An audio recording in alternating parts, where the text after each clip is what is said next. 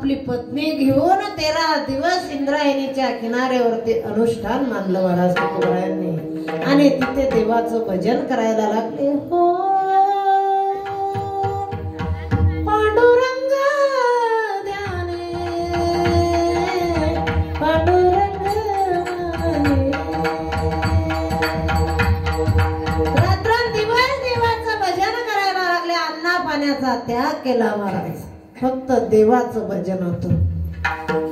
ज्या ग्रंथाला दगड बांधून त्या रामेश्वर शास्त्रीनं पाण्यामध्ये टाकलेले होते 13 दिवस ते ग्रंथ पाण्यात बुडेल होते महाराज दगड बांधून. आणि त्या नामाच्या बळावर तुकोबरायांचा भाव होता. तुकोबरायांची भक्ती होती. त्या भक्तीच्या नामाच्या बळावर ते ग्रंथ 13व्या दिवशी पाण्यावर तरंगले महाराज. एवढा मोठा अधिकार तुकोबरायांचा होता. त्याचं उत्तर अभंगाचं 3रं चरण.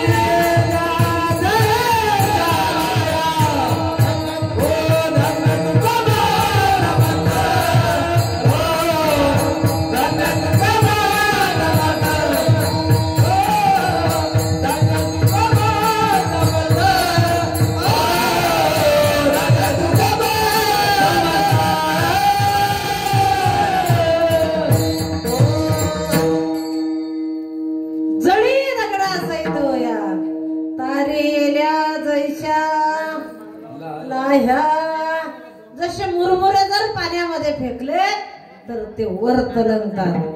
त्याप्रमाणे ज्या ग्रंथाला दगड बांधून रामेश्वर शास्त्रीने पाण्यामध्ये डुबवले होते ते ग्रंथ नामाच्या बळावर पाण्यावरती दगडासहित तरंगून आले महाराज. एवढं मोठं महत्व नामाला आहे. विठ्ठल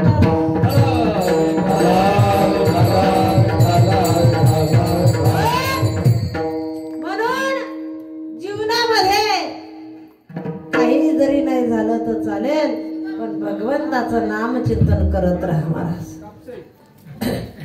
नसन कोणत्या असं देवाचं नाव तोंडात येत नसेल तर मुलाचं नाव ठेवा, मुक्ताबाई ठेवा, ज्ञानेश्वर ठेवा, सोपान काका ठेवा, विठोबा ठेवा.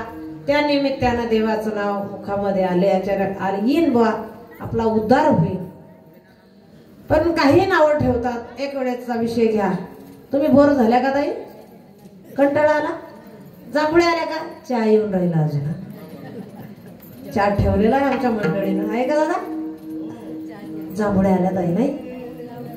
एका ठिकाणी मी म्हणलं अशी बाई कीर्तनामध्ये झोपलेली होती. डोळे लावून घेतले, झोपली ती.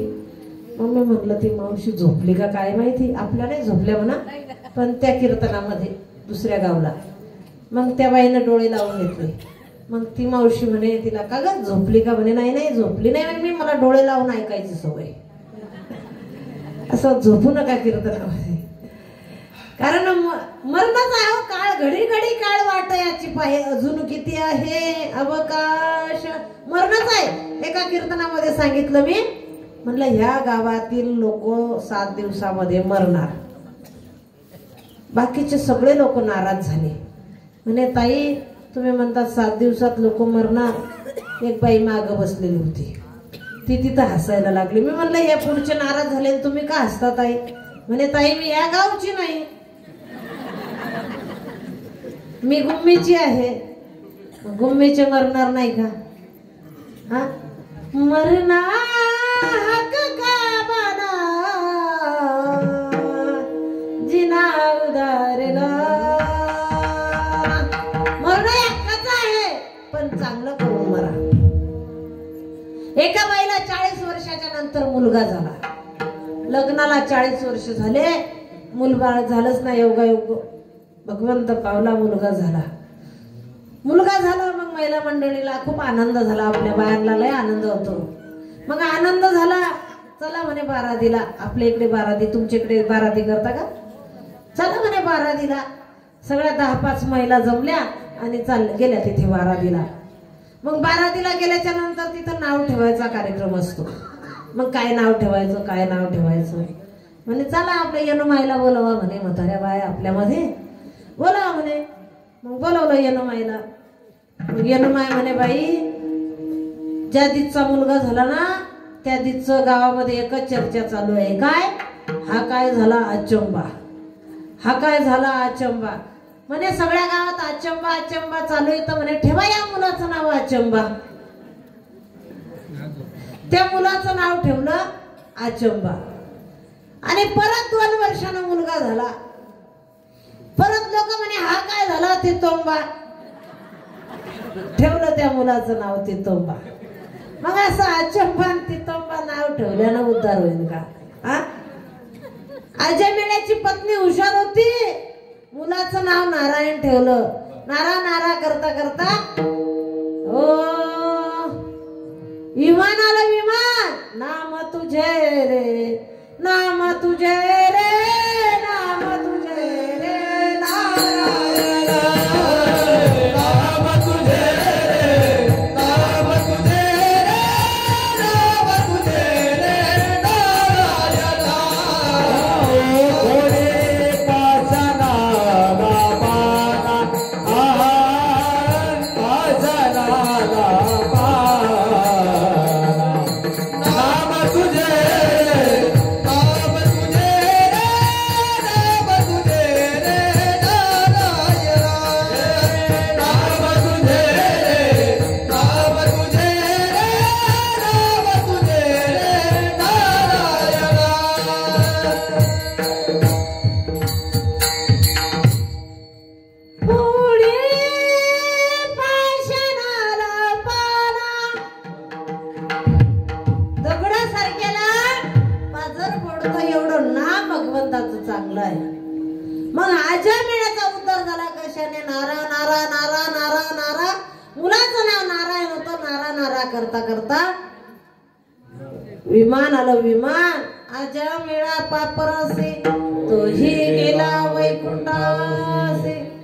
मग सगळ्यांना आपला उद्धार जर करायचा असेल तर सगळ्यांनी त्या देवाचं भजन करायला पाहिजे. एकदा हाताने टाळी आणि मुखाने देवाचं भजन करा. सगळ्यांनी हात मोकळे करा. करा बरोबर ते हात. सगळे पुरुष मंडळी, महिला मंडळ, सगळे मागचे पुढचे सगळे राहू द्यात असं काकड्यापर्यंत. विठोबा